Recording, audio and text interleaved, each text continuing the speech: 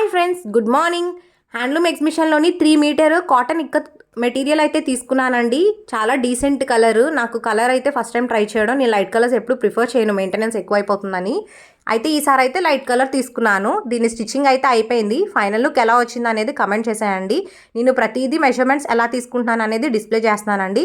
ఇది princess cut top పెడుతున్నాను, కిందేమొచ్చి umbrella పెడుతున్నాను అనమాట. హాఫ్ సర్కిల్ అంబ్రెల్లాకి ఫార్ములా ఎలా వేయాలి, యోక్ పార్ట్కి ఎలా జాయిన్ చేయాలి అనేది కంప్లీట్గా నెక్స్ట్ వీడియోలో అయితే నేను అప్లోడ్ చేస్తాను. ఇంట్రెస్ట్ ఉండేవాళ్ళు సబ్స్క్రైబ్ చేసుకోవచ్చు.